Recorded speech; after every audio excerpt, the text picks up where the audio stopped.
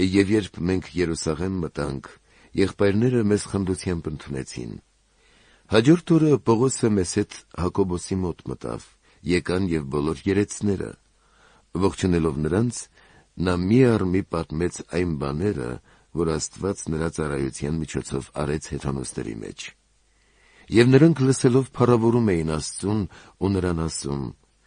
«Տեսնում ես, եղբայր,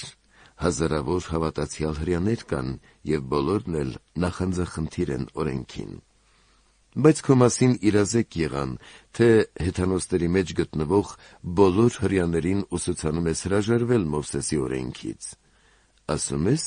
որ նրանք իրենց որդիներին չթլպատեն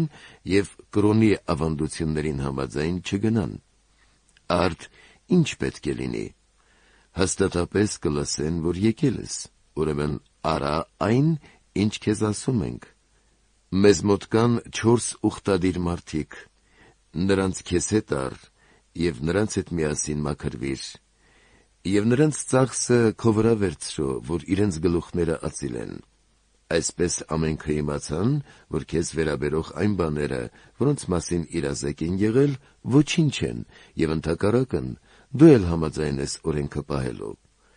Գալով հավատացյալ հեթանոսներին,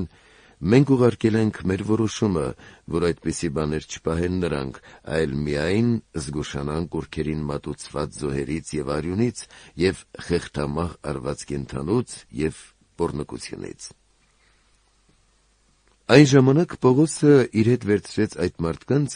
և հաջորդ օրը նրանց հետ մաքրվելուց հետո տաճար մտավ, հայտնելու մաքրման օրերի ավարտի մասին, որից հետո նրանցից յուրաքանչյուրի համար զոհ մատուցվեց։